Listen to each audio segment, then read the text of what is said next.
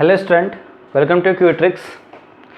तो हमने एसिड और बेस के बारे में अपनी जो लेक्चर्स थे वो कंप्लीट कर लिए हैं। ठीक है, हमने एसिड बेस की पूरी केमिस्ट्री जान चुके हैं कि एसिड की क्या प्रॉपर्टीज़ होती हैं, बेस की क्या प्रॉपर्टीज़ होती हैं, और एसिड बेस रिएक्शन जब एसिड और बेस जब साथ में मिलते हैं तो न्यूट्रलाइजेशन रिएक्शन होती है। ठीक है, एक्सोथर्मिक टाइप ऑफ रिएक्शन होती है।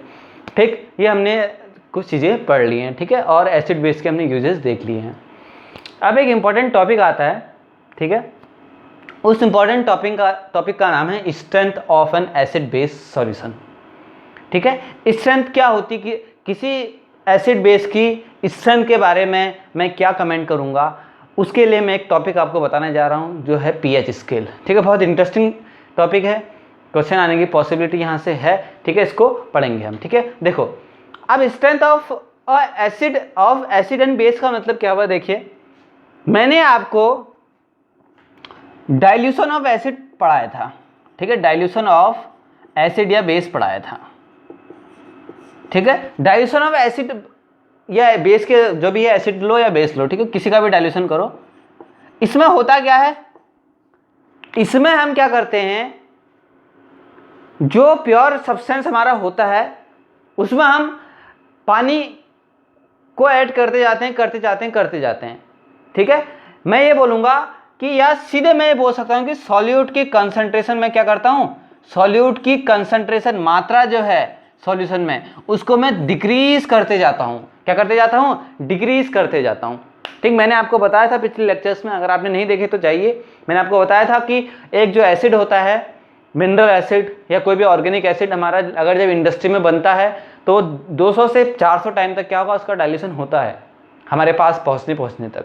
तो उसको 200 से उसकी जो एक्चुअल कंसंट्रेशन होती है प्योर सॉल्यूट में, जो उसकी सॉल्यूट में उसकी जो कंसंट्रेशन होती है उसको 200 to 400 टाइम तक क्या किया जाता है, डिक्रीज किया जाता है। At that concept it's called dilution of acid. ठीक है, डाइल्यूशन ऑफ एसिड। अब देखिए स्ट्रेंथ क्या होता है, स्ट्रेंथ इसी से रिलेटेड है। देखिए स्ट्रेंथ क्या होता है। ठीक है, what is strength, what do you understand by strength. ठीक है, पहले स्ट्रेंथ को समझते हैं, फिर हमारा जो पीएच स्केल है, जो हमारा क्या है पीएच स्केल है, जिसने दिया क्या कहा, उस चीज को हम क्या करेंगे, उस चीज पर फोकस करेंगे। पहले मैं आपको एक नया कॉन्सेप्ट सिखा रहा हूँ, स्ट्रेंथ। ठीक है, और ये कहाँ से आता है, इस बात को याद रखिए, ये आता है हमारे मोल से, मोल कॉन्सेप्ट से। अब आप बोलोगे मोल क्या होता है, आपने 9th में जरूर पढ़ा होगा, आपने 9th में मोल कॉन्सेप्ट की हाइपोथेसिस जरूर पढ़ी होगी। ठीक है, आपने पढ़ा होगा वहां कि किसी सब्सटेंस का हाइपोथेसिस होती है, इस हाइपोथेसिस में हम बोलते हैं किसी भी सब्सटेंस का एक मोल, 1 mole of a substance, 1 mole of a substance, 1 mole of a substance contain 6.023 into 10 to the power 23 particles या एटम या मॉलिक्यूल। मतलब एक मोल सब्सटेंस जो होता है हमारा, उसमें क्या होते हैं, इतने कॉन्स्टिट्यूएंट पार्टिकल हमारे होते हैं, इतने हमारे क्या होते हैं, पार्टिकल्स होते हैं। ठीक है, और ये कहलाता है हमारा Na, Avogadro constant. Avogadro constant भी हम इसको बोल देते हैं क्योंकि एवोगैड्रो ने नंबर दिया था।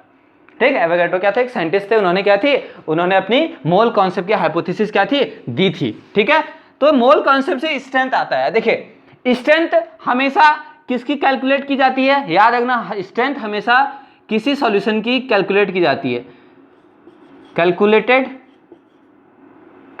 Of a solution, calculated of a solution,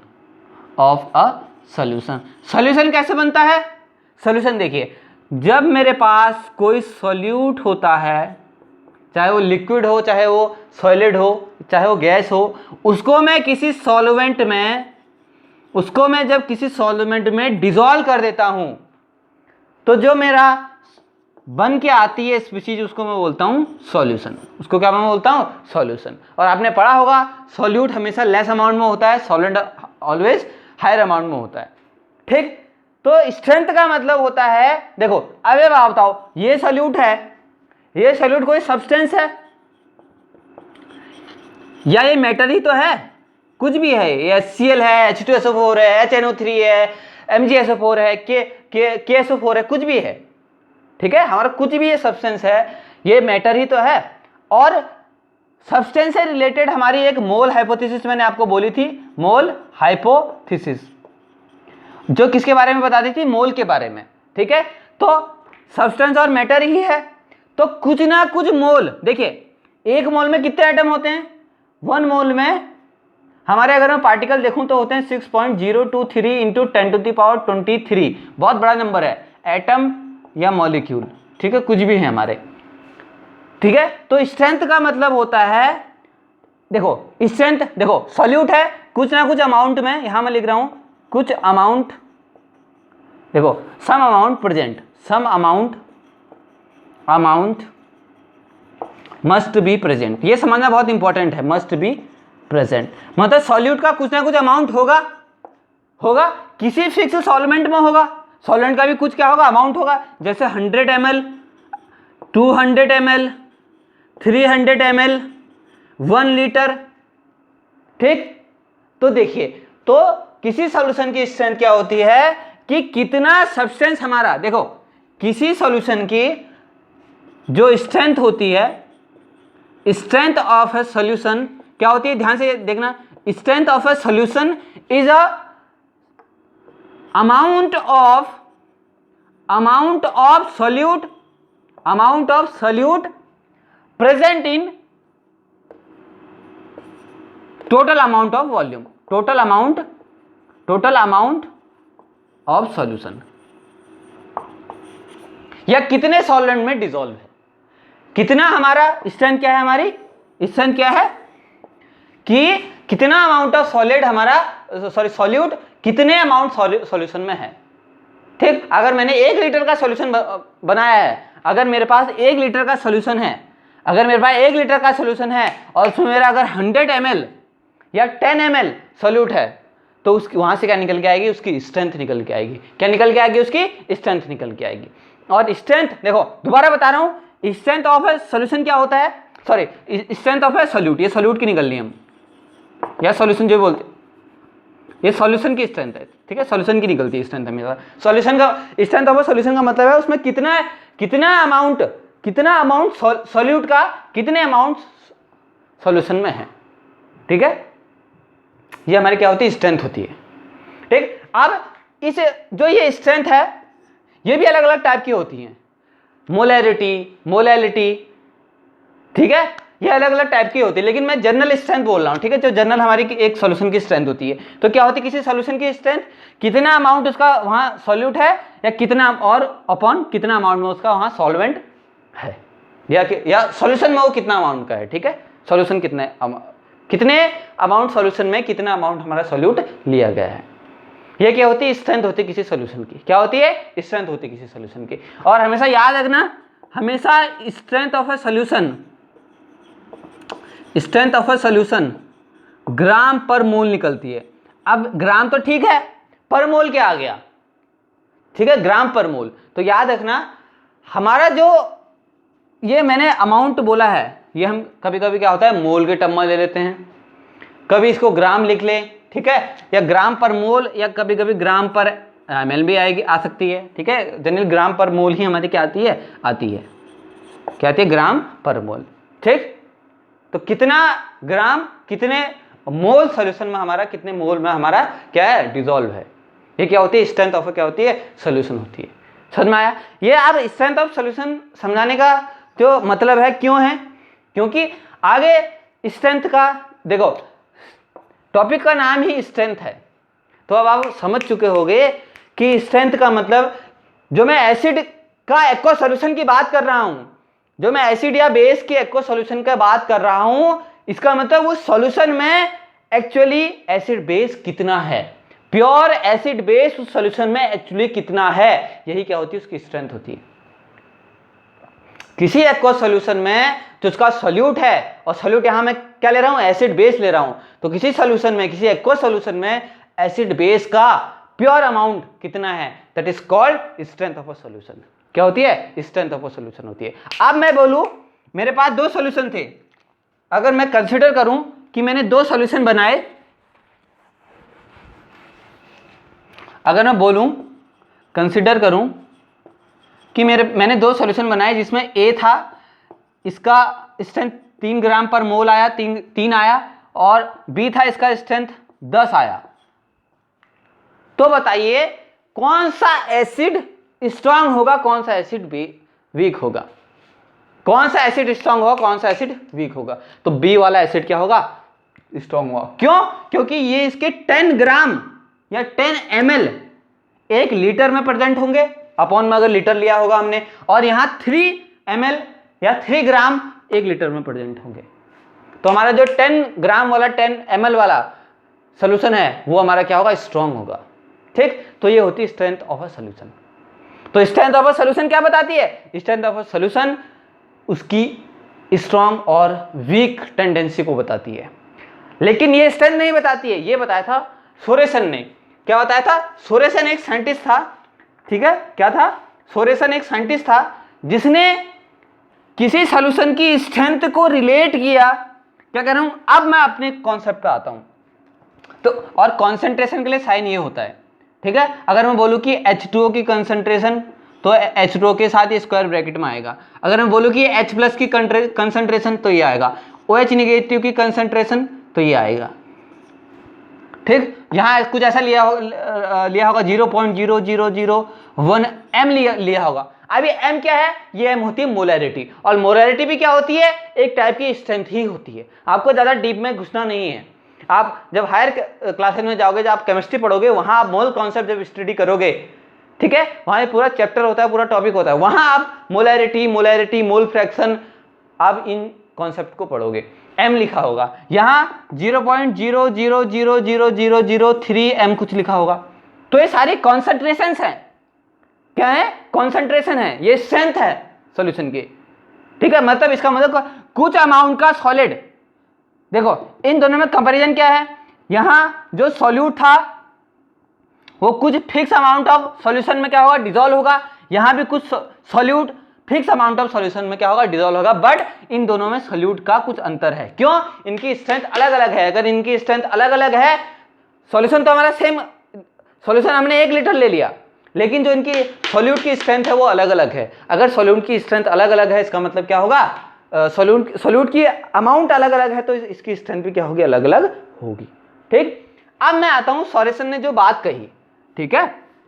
तो सोरेसन ने क्या किया, सोरेसन ने कौन एसिड वीक है, कौन एसिड स्ट्रांग है, इस चीज को थ्योरेटिकली लिखने के लिए, देखो प्रैक्टिकली जो चीज स्ट्रांग होती है वो स्ट्रांग होती है, जो चीज वीक होती है वीक होती है। थ्योरेटिकली इस चीज को रिलेट करने के लिए उसने एक स्केल दिया, जिस स्केल को बोलते हैं पीएच स्केल, जिसे बोलते हैं पीएच स्केल। उस पीएच स्केल में उसने बताया कि किसी भी एसिड या बेस में जो उसकी स्ट्रेंथ है, जो उसके कंसंट्रेशन है, उसके, देखो एसिड बेस के अंदर कौन सा आयन होते हैं, या तो एसिड के अंदर H+ होगा या तो OH नेगेटिव होगा। तो उसने रिलेट किया, देखो मैं आपको समझा रहा हूं, उसने क्या रिलेट किया, उसने एसिड या बेस के अंदर प्रेजेंट आयंस की कंसंट्रेशन को सीधे पीएच से क्या किया, रिलेट किया।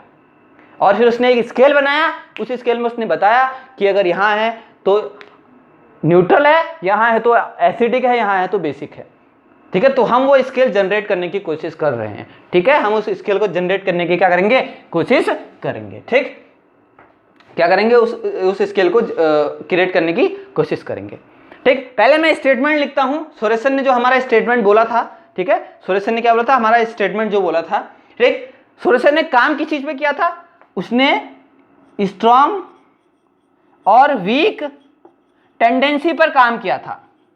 मतलब वो ये चीज को थ्योरेटिकली हमारा दिखाना चाहता था, प्रैक्टिकली चीज को थ्योरेटिकली हमारा दिखाना चाहता था कि एक्चुअली अगर मैं कहूं कि मेरे पास एक एसिड ए है, एक एसिड बी है, तो उनकी कुछ अगर थ्योरेटिकल वैल्यू आ जाए तो मैं उस बेस पर कैसे कहूं कि कौन स्ट्रॉन्ग कौन वीक है। क्या कह रहा हूं, ए और बी कोई 2 एसिड से या बेस थे, उनकी कुछ वैल्यूज आई थ्योरेटिकली, उस थ्योरेटिकल वैल्यू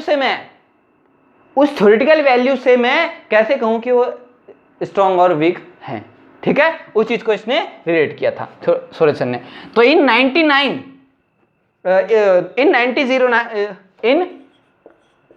1909 में इसने क्या किया, इस पर काम किया। In 1909 Sorensen was developed, Sorensen was developed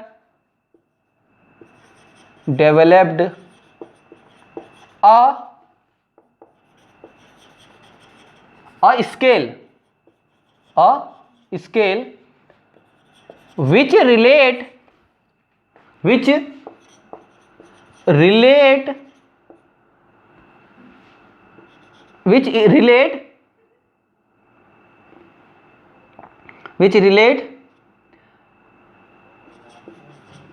strength of a solution to the weak और strong tendency, weak या strong tendency। मतलब उसने कंसंट्रेशन के बेस पर, कंसंट्रेशन बोलो स्ट्रेंथ बोलो, उसने कंसंट्रेशन या स्ट्रेंथ के बेस पर क्या किया, उसने कंसंट्रेशन या स्ट्रेंथ के बेस पर हमारा क्या किया, स्ट्रेंथ के बेस पर उसने क्या किया, रिलेट किया, ठीक। और क्या टेंडेंसी बताई, वीक और स्ट्रॉन्ग टेंडेंसी, ठीक। Strength of weak and strong tendency, ठीक। This scale is known as pH scale. इस स्केल को क्या बोलते हैं, पीएच स्केल बोलते हैं, ठीक है। पीएच स्केल में हुआ क्या था हमारा, उसने किसी सॉल्यूशन की स्ट्रेंथ को डायरेक्टली या रिलेट किया था, इनडायरेक्टली जो भी रिलेट किया था, किससे किया था, स्ट्रॉन्ग और वीक टेंडेंसी, उससे उसने उसको रिलेट किया था, ठीक है। तो आप लिखते हैं according to सोरेसन,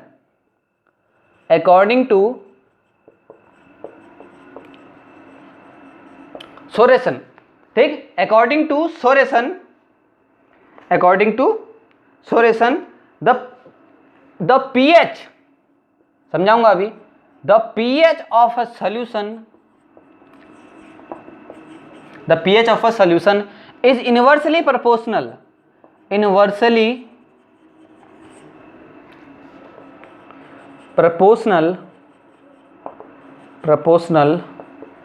to the concentration of H plus ion in solution।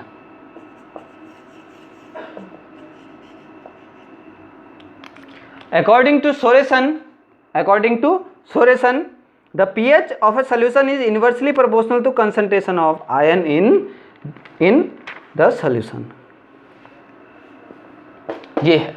अब pH क्या है, this pH is referred as power of hydrogen। इस pH को क्या बोलते हैं, पावर ऑफ हाइड्रोजन, ठीक।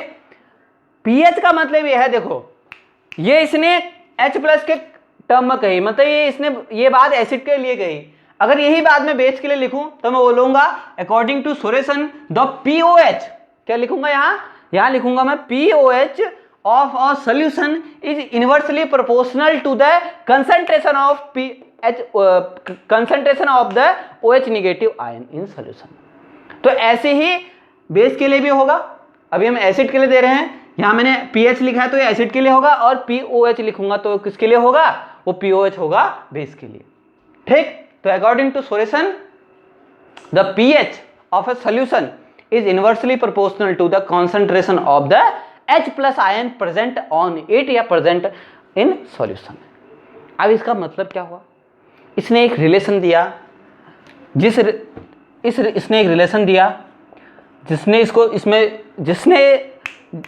जिसमें इसने कहा कि पीएच होता है वो minus logarithm of H plus की कंसंट्रेशन होता है। क्या बोला इसने, बोला पीएच जो होता है वो माइनस ऑफ लॉग या anti logarithm of H plus होता है।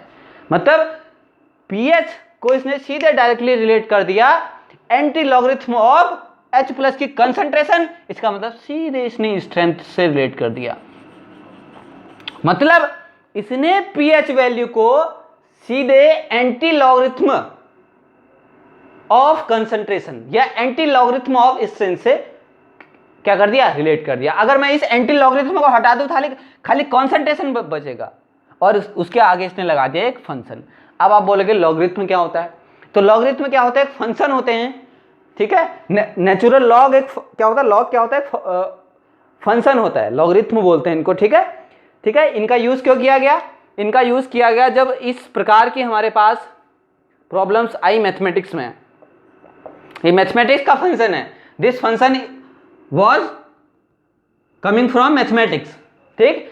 अगर इस टाइप, अगर मेरे पे e की पावर x या a की पावर x टाइप के कुछ फंक्शन आए, तो जब इन फंक्शन का सोल्यूशन की ओर में गए तो वहां लॉग या ln लॉग होता है, ठीक। ln क्या होता है, नेचुरल लॉग होता है। ln की ओर गए हम, तो ln e की पावर x हमने करा, ठीक। तो इस टाइप के प्रॉब्लम्स के सॉल्यूशन में जो फंक्शन आते हैं उन्हें लॉगरिथम फंक्शन हम कहते हैं, ठीक है। मैथमेटिक्स की बात है, आपने पढ़ा भी होगा आई थिंक, ठीक है।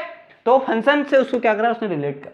अगर ऐसी मैं POH के लिए लिखूं तो ये होगा minus log of concentration of OH negative, concentration of OH negative. तो किया नहीं किया, एक pH वैल्यू या POH वैल्यू या pH वैल्यू को इसने कॉन्सेंट्रेशन से रिलेट करा। वो लॉग हॉग लगाया, वो उसकी मर्जी, वो साइंटिस्ट है, साइंटिस्ट की मर्जी, वो कुछ भी करे, वो लॉग लगाया, उसने कुछ भी लगाया, लेकिन उसने रिलेट किया। He was relate the concentration of the solution to the directly strength. और ये pH हमें बताएगा, ये pH की जो वैल्यू आएगी वो हमें बताएगी कि एसिड स्ट्रॉन्ग है या वीक है। दोबारा बता रहा हूं, ठीक। सोरेसेन ने 1909 में 1909 में एक स्केल डेवलप किया विच इज थ्योरेटिकल, उसने एक थ्योरेटिकल स्केल बनाया। उस स्केल में उसने एक pH या POH वैल्यू को, या मैं बोलूं कि एक थ्योरेटिकल वैल्यू को सीधे रिलेट करना चाहा, किससे, एक कॉन्सेंट्रेशन टर्म से, जिसे हम स्ट्रेंथ बोले। और स्ट्रेंथ हमने समझ लिया, कितना सॉल्यूट कितने सॉल्यूशन में है। तो इस पूरे कोरिलेशन को pH स्केल कहा जाता है। pH ही क्यों कहते हैं, pH को हमने स्टैंडर्ड मान लिया, POH का यूज कहीं नहीं होता है, बहुत कम होता है, pH के बेसिस पर हम करते हैं, ठीक है। तो मैं ऐसा करता हूं, pH को नेग्लेक्ट कर देता हूं। अब हम जो सारी स्टडी करेंगे वो pH के फॉर्म में करेंगे, ठीक। वैसे POH भी निकलता है, ठीक है, POH भी निकलता है, उसके लिए OH नेगेटिव की कंसंट्रेशन देखते हैं, लेकिन हम एक टर्मिनोलॉजी को लेकर चलते हैं, ठीक। यहां तक समझ में आया। अब कैसे एक सॉल्यूशन का, मेरे पे एक सॉल्यूशन है, उसका मैं pH निकालूंगा, उसके लिए एक चीज गिवन होनी चाहिए, कॉन्सेंट्रेशन। क्या कहा, किसी सॉल्यूशन का pH तब तक नहीं निकलेगा जब तक उस सॉल्यूशन में H+ आयन की कॉन्सेंट्रेशन नहीं दी होगी। अगर H+ आयन की कॉन्सेंट्रेशन दी होगी, हम उसको यहां रखेंगे, वैल्यू पुट करेंगे, लॉग से उसको सॉल्व करेंगे, देन हमारे pH वैल्यू आएगी। समझ में आ गया। तो ये था pH स्केल। अब मैं इस pH स्केल को वाटर के लिए अप्लाई करता हूं। As you know, water is a neutral compound. आपने कहा कि वाटर न्यूट्रल कंपाउंड होता है, किसने बताया आपको, मम्मी ने बताया, पापा ने बताया, किसने बताया, सोरेसेन ने बताया। सोरेसेन ने इसका क्या दिया, प्रूफ दिया कि कैसे ये क्या है हमारा, कैसे वाटर मॉलिक्यूल क्या है, न्यूट्रल है हमारा होने में। जब अगर वाटर का मैं खुद में खुद आयनाइजेशन कराऊं, इसे बोलते हैं सेल्फ आयनाइजेशन। आयनाइजेशन जानते हो ना, आयनाइजेशन जानते हो, बताया था पिछले लेक्चर्स में। आयनाइजेशन का मतलब होता है जब भी कोई कंपाउंड अपने आयंस के फॉर्म में क्या हो जाता है, ब्रेक हो जाता है, ठीक। तो सेल्फ आयनाइजेशन जब ये करता है तो ये देता है H+ और OH निगेटिव। ये क्या बला आ गई, एक कंपाउंड से H+ भी निकल गया, OH निगेटिव भी निकल गया। तो आप एसिड की डेफिनेशन लगाओ या बेस की डेफिनेशन लगाओ, आप क्या लगाओ, अगर एसिड की लगाओ या बेस की लगाओ। तो अब हम देखते हैं कौन सी डेफिनेशन इसमें अप्लाई होगी। तो जब क्या किया, जब 1 मोल वाटर को आयनाइज किया गया, ध्यान से याद रखना, 1 मोल वाटर को हमने आयनाइज किया, सेल्फ आयनाइज किया, सेल्फ आयनाइजेशन किया तो ये देखा गया कि H+ भी मिला और OH निगेटिव भी मिला, और इनकी कंसंट्रेशन को कैसे शो करते हैं, स्क्वायर ब्रैकेट में, इनकी कंसंट्रेशन क्या थी, सेम थी, और H+ की जो कंसंट्रेशन थी सॉल्यूशन में वो थी 0.00000007, या मैं लिखूँ इसको 10⁻⁻⁷। आप मैथमेटिक्स देख लीजिएगा जो भी है, ठीक है। ये थी, मतलब ये इसकी कंसंट्रेशन थी। आप मोल लगाओ, इसके पीछे कुछ भी लगाओ, ठीक है, मोलरिटी लगाओ या कुछ भी लगाओ, तो H+, इसका मतलब इतनी ही कंसंट्रेशन किसकी होगी, OH निगेटिव की हमारी होगी। तो इतनी कंसंट्रेशन में ये भी मिला और ये भी मिला, जब 1 मोल वाटर को हमने क्या किया, आयनाइज किया, ठीक। इसका मतलब मुझे H+ की कंसंट्रेशन मिल गई और OH की भी कंसंट्रेशन मिल गई, ठीक। तो ऐसा करो, पहले pH के लिए लगाओ, pH बराबर माइनस लॉग ऑफ H+, तो pH बराबर माइनस लॉग H+ की कंसंट्रेशन कितनी है, ये लिखूं एक ही बात है, 10⁻⁷, ठीक। और pH बराबर पावर ऑफ हाइड्रोजन बराबर माइनस ऑफ लॉग 10⁻⁷। अब जब इस टाइप का हमारे पास फंक्शन होता है, क्या होता है, लॉग, ध्यान से इसको ध्यान दीजिएगा, लॉग a की पावर अगर x होता है मेरे पास, जब a की पावर के आगे लॉग लग जाता है तो ये x इसके आगे मल्टीप्लाई हो जाता है और x log a हो जाता है। इस फॉर्मूले को आप याद रखिएगा, क्या करेगा, इस फॉर्मूले को आप याद रखिएगा। जब a की पावर x के सामने या e की पावर x के सामने या किसी भी नंबर की पावर के सामने अगर क्या हो, लॉग आ जाए तो x आगे आ जाएगा, पावर आगे आ जाएगी और log a हो जाएगा, ठीक। तो ऐसे ही हम यहां करेंगे, तो pH बराबर -7 आगे आया और एक माइनस और था और log 10 आ गया, तो माइनस माइनस क्या हो गया, प्लस हो गया, प्लस को छोड़ दो 7 और log 10, और याद रखेगा जो log 10 की वैल्यू होती है, log 10 की वैल्यू कितनी होती है, 1 होती है। ln 10 की वैल्यू 1 नहीं होती है, इस बात को याद रखना, खाली log 10 की वैल्यू हमारी क्या होती है, 1 होती है, ठीक है। तो 1 होती है, तो pH बराबर 7 गुणा 1, तो pH कितना आ गया, 7 आ गया। मैंने देखा pH कितना आ गया, 7 आ गया, अच्छी बात, बढ़िया है, 7 आ गया pH। अभी मुझे पता नहीं pH से मैं कैसे बताऊं एसिड है बेस है, ऐसा करो POH भी निकाल लो, क्या निकाल लो, POH भी निकाल लो, क्या निकाल लो, POH निकाल लो, ये बहुत इंपॉर्टेंट टॉपिक है, ठीक है। बुक्स में इसको इतना डीपली, किसी भी बुक में इसको इतना डीपली नहीं बताया गया है, लेकिन बहुत इंपॉर्टेंट है, इस कॉन्सेप्ट को समझना जरूरी है। आप हायर क्लासेस में तो इसको समझोगे, बट यहाँ भी इसको समझना क्या है, जरूरी है, ठीक है। तो POH निकालो, minus of log concentration of OH negative, POH बराबर माइनस लॉग OH निगेटिव की कंसेंट्रेशन कितनी है, 10⁻⁷, तो POH बराबर माइनस लॉग 10⁻⁷, ये -7 आगे आ जाएगा, पावर आगे आ जाती है, माइनस मल्टीप्लाई -7 इंटू log 10, और log 10 की वैल्यू 1 होती है, माइनस माइनस प्लस हो गया, POH भी 7 आ गया। ये क्या हो गया, pH भी 7 आ गया, POH भी 7 आ गया, इसका मतलब पावर ऑफ हाइड्रोजन भी 7 आ गया, पावर ऑफ हाइड्रोक्साइड आयन भी 7 आ गया। इसका मतलब कि power of hydrogen equals to power of hydroxide ion.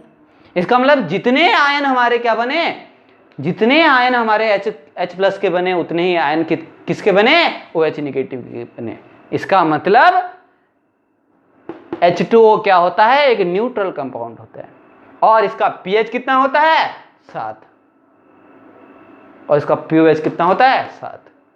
POH भी 7 होता है, pH भी 7 होता है। तो इस रेफरेंस कंपाउंड को लेकर मैं एक स्केल ड्रॉ कर रहा हूं। आप देखिए, आप क्या कर रहा हूं, एक स्केल ड्रॉ कर रहा हूं जिसमें न्यूट्रल पॉइंट कहां आएगा, 7 नंबर पर आएगा।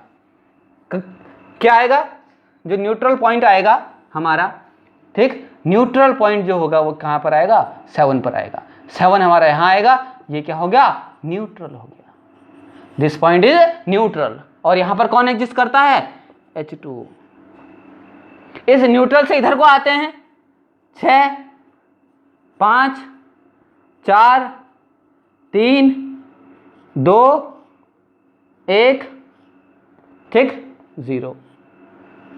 क्या सोरेसन स्केल इतना ही होता है? हाँ, सोरेसन का जो पीएच स्केल है वो हो सकता है 0 तक ही हो या 1 तक ही हो, लेकिन इस बात को याद रखना कि पीएच हमेशा नेगेटिव में भी आ सकता है। पीएच क्या कह रहा हूं? नेगेटिव में भी आ सकता है, लेकिन सोरेसन के द्वारा जो स्केल दिया था वो 1 से कहां तक दिया गया था? 1 से वो 12 14 तक हमको उसने दिया था। तो सोरेसन स्केल में 0 से लेकर 14 तक उसने कुछ नंबर्स दिए, उसने एक स्केल दिया जहां पर न्यूट्रल कंपाउंड कहां था? 7 पर था, 7 पर था, ठीक। अब मैं एक एसिडिक कंपाउंड लेता हूं, अब मैं लेता हूं प्योर H2SO4। एक एग्जांपल और ले रहा हूं, वाटर का किसको दिक्कत है? कोई दिक्कत नहीं है, ठीक। अब एग्जांपल ले रहा हूं वाटर का। एक वाटर को मैंने वाटर में जब एक H2O को मैंने वाटर में जब डिसॉल्व किया, ठीक है, अमाउंट को, तो उसने बताया, मुझे थ्योरेटिकल बताया कि इसमें 0.003 m इसकी कंसंट्रेशन है H+ की। जो सॉल्यूशन बन के आएगा उसमें इसकी H+ की कंसंट्रेशन कितनी होगी? 0.003 होगी, ठीक। अब मैं निकालता हूं pH। अब मैं pH ही निकालूंगा हर जगह, pOH नहीं निकालूंगा, ठीक। pH बराबर -log कॉन्सेंट्रेशन ऑफ H+। तो pH बराबर -log H+ की कंसंट्रेशन 0.003 लिखूं या 10⁻³ लिखूं, एक ही बात हमारी है, ठीक। दिस pH बराबर माइनस मल्टीप्लाई -3, ये पावर आगे आ जाएगी, और log 10, और pH बराबर 3 × 1 और pH बराबर 3। इसका मतलब कि H2SO4 जिसकी कंसंट्रेशन इतनी थी वो कहां पर आया? यहां पर आया है, H2SO4 यहां पर आया है, ठीक।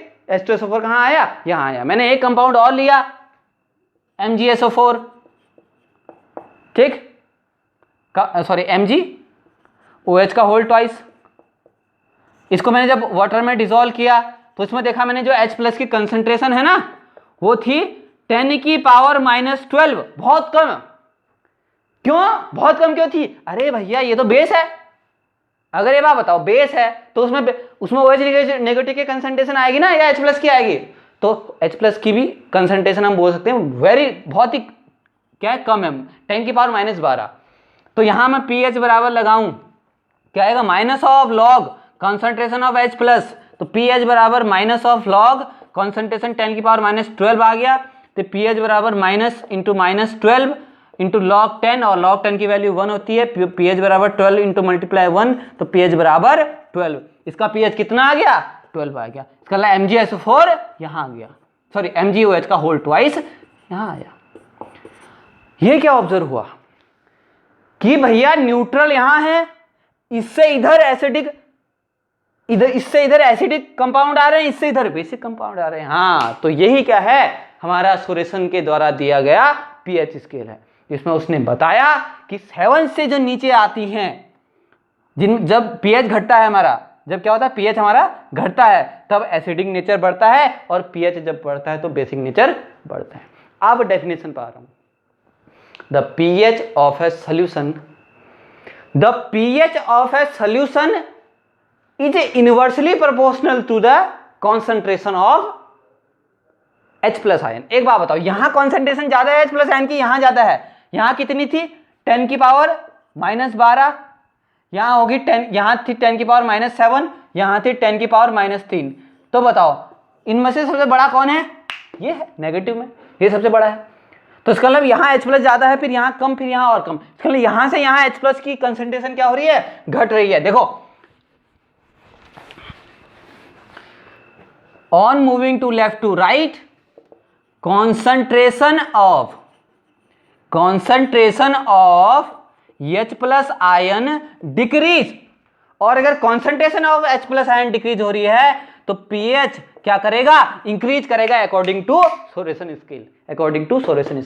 क्यों? pH of a solution is inversely proportional. Inversely का मतलब अगर H घटेगा pH बढ़ेगा, H बढ़ेगा pH घटेगा।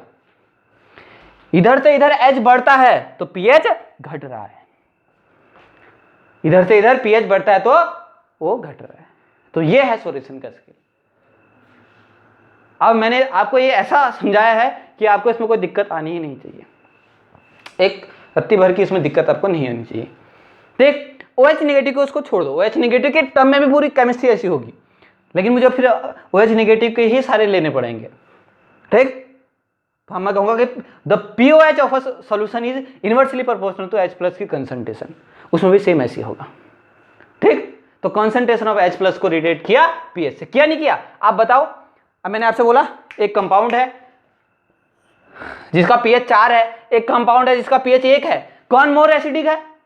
एक वाला है। एक कंपाउंड है जिसका pH 6 है, एक कंपाउंड है जिसका 2 है, 2 वाला है, कर दिया रिलेट। तो हम ये क्या समझ गए भैया, ये हम सारा स्ट्रेंथ समझ गए। आप कैरेक्टराइज कर लेंगे एसिड बेस को, वीक और स्ट्रॉन्ग, हाँ आराम से कर लेंगे। अब एसिड बेस को इजीली हम कैरेक्टराइज कर सकते हैं स्ट्रॉन्ग और वीक में, कोई दिक्कत ही नहीं है, कर लो आराम से। कंसंट्रेशन दी होनी चाहिए। कोई दिक्कत है क्या सॉल्यूशन स्केल में? Have you any problem? और लिटिल बिट, क्या छोटी से छोटी प्रॉब्लम है तो कमेंट कीजिएगा, बहुत इंपॉर्टेंट टॉपिक है, ठीक है।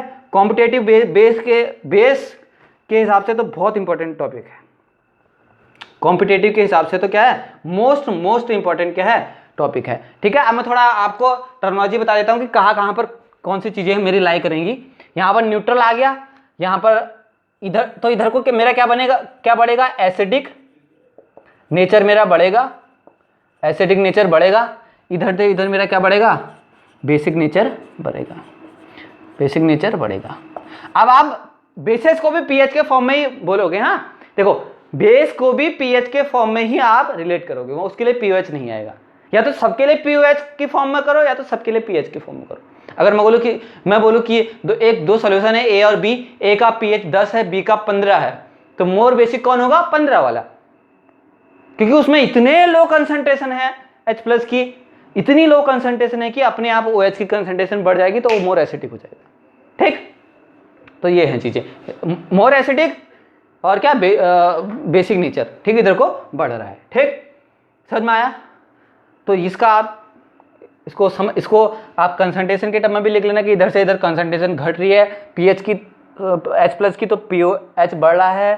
फिर आप ये एसिडिक नेचर को भी लिख लेना, बेसिक नेचर को भी आप लिखना, बहुत इंपॉर्टेंट टॉपिक है। This is a most important topic. M कितनी बार अगर मैं इसको M लिखूँ तो ये बहुत कम है। वेरी वेरी वेरी इंपॉर्टेंट कोई topic from the competitive as well as academic basis, और समझने लायक बहुत इंपॉर्टेंट क्वेश्चन है, ठीक है। अब कुछ कंपाउंड होते हैं, अब कुछ कंपाउंड्स होते हैं जिनका मैं आपको पीएच स्केल बता रहा हूँ, ठीक है। इसका आई थिंक आपको इसमें कोई दिक्कत होगी ही नहीं, होगी तो आप कमेंट कर दीजिएगा प्लीज़, ठीक है। मैं फिर हम इसको नेक्स्ट लेक्चर्स में कभी और कवर अप कर लेंगे, ठीक, लेकिन आपको समझना जरूरी है। अब मैं मेरे पे कुछ डेटा है जिसमें मैं आपको पीएच बताऊंगा कि किसका कितना पीएच होता है, ठीक है। आप उसको नोट भी कर सकते हो, बुक्स में आपको मिल जाएगा वो, ठीक है, उतना उसको परेशान होने की जरूरत नहीं है। कॉन्सेंट्रेटेड HCl एक कितना होता है, 0 होता है, और पीएच नेगेटिव में भी जा सकता है, लेकिन सॉल्यूशन के स्केल में नहीं जाता, इस बात को याद रखना। जब आगे इस स्टडी को आगे बढ़ाया गया तो देखा गया कि पीएच नेगेटिव में भी आ सकता है, इस बात को याद रखना, ठीक। Dilute HCl 1, lemon juice 2.5, lemon juice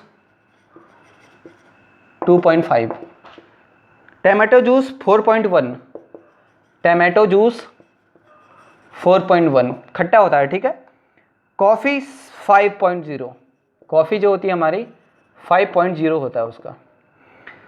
soft drink 6 और मिल्क का होता है 6.5। वाटर का कितना होता है, 7। प्योर वाटर, हाँ।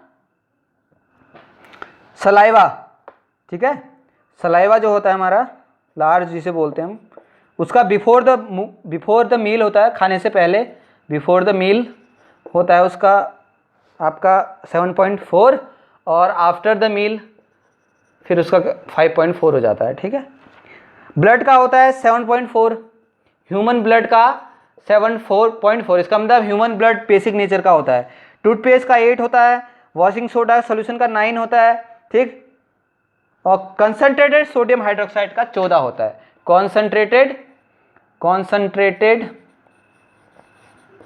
सोडियम हाइड्रोक्साइड का कितना होता है? 14 होता है। तो ये कुछ कंपाउंड्स है जिनका हमें क्या था, पीएच वैल्यू पता होनी चाहिए थी, ठीक है। तो ये आई थिंक आपको पीएच और स्ट्रेंथ ऑफ एसिड में आपको पता चल गया वो सोरेसन ने क्या काम किया था, ठीक है। बहुत इंपॉर्टेंट है, ठीक। तो अब ये देखते हैं कि एसिडिक बेसिक नेचर होने के कारण डेली लाइफ में क्या एक इफेक्ट पड़ता है, छोटा सा इसको देख लेते हैं, ठीक है।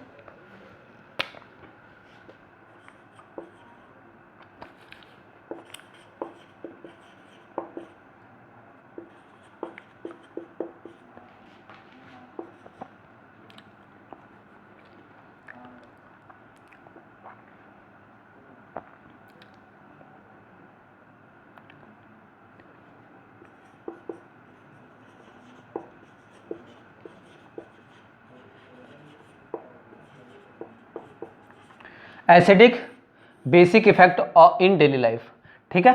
क्या होता है, देखो इस नेचर में अगर हमें सरवाइव करना है, ठीक, अगर हमें इस नेचर में सरवाइव करना है, देखो जब ह्यूमन जो प्रजाति है, ह्यूमन बीइंग जो है, बहुत इंपॉर्टेंट मैं लाइन बोल रहा हूँ, ह्यूमन बीइंग इस नेचर पर सरवाइव कर रही है। क्या कर रही है? हम जब से हमारा इवोल्यूशन हुआ है और आज तक हम लोग सरवाइव करते आ रहे हैं, ठीक। तो इस सरवाइव करने के दौरान हमें कई दिक्कतों का सामना करना पड़ता है, ठीक। हम तो थोड़ा ह्यूमन हैं, कुछ लिविंग थिंग और हैं जिनके बारे में अगर हम सोचें वो हैं living Organics like animals, bacterias, others. हम लोग इतना डेवलप हो चुके हैं कि अपनी सुविधा के लिए आज हमने सब कुछ डेवलप कर लिया, पर कुछ जो हमारे एनिमल्स हैं, जंगल में जो रहते हैं, उनके लिए बहुत दिक्कतों का सामना होता है।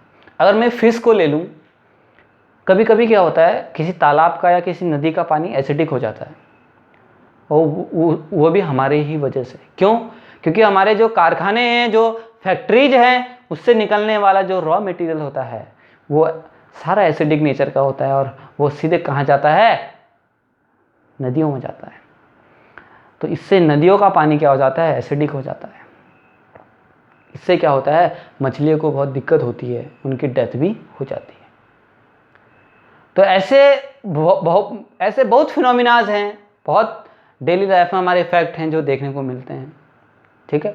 तो कभी नदियों का पीएच बढ़ जाना, कभी कभी क्या होता है, कोई सॉइल है, सॉइल मिट्टी, उसका पीएच बढ़ जाता है, तो उसका पीएच फिर बैलेंस किया जाता है। अगर एसिडिक हो गया हो तो उसमें बेसिक सब्सटेंसेस डालने पड़ते हैं, ठीक। तो ये कुछ हमारे डेली लाइफ में क्या है, इफ़ेक्ट्स हैं, किसके? हमारे एसिड और बेसिक नेचर के, ठीक है। तो इसको आप खुद लिख लीजिएगा, ठीक है, कि हमारे डेली लाइफ में एसिडिक और बेसिक चीज़ें हमारे को कैसे अफेक्ट करती हैं, ठीक है। चाहे वो सर्वाइवल ऑफ एनिमल्स हो या सर्वाइवल ऑफ अदर थिंग्स हो, ठीक है। तो कभी कभी फिश क्या होती है, has been killed by the high acidity of lake water या एसिड रेन के कारण भी कभी कभी ऐसा होता है, ठीक है। और कभी कभी हमें जो सॉइल्स होता है, सॉइल की एसिडिटी को मेंटेन करने के लिए कभी कभी उसमें क्या डालने पड़ते हैं? ऑक्सीडेंट डालने पड़ते हैं, ठीक है। अगर एसिडिक हो गया है तो बेसिक डालना पड़ेगा, बेसिक हो गया तो एसिडिक डालना पड़ेगा, ठीक है। तो इसको आप खुद देख लीजिएगा, मैंने आपको समझा दिया है। तो आज के लिए इतना ही करते हैं। आज हमने बहुत इंपॉर्टेंट कॉन्सेप्ट डिस्कस कर लिया है, which is Sorensen scale, pH scale, strength of acid base, ठीक। और इससे हमने क्या कैरेक्टराइज किया? इससे हमने कैरेक्टराइज किया कि हम वीक और स्ट्रॉन्ग एसिड कैसे बना सकते हैं, ठीक है। तो आज इतना ही करते हैं, जल्द मिलेंगे नेक्स्ट लेक्चर्स में, ठीक। आज के लिए बस इतना ही, थैंक यू।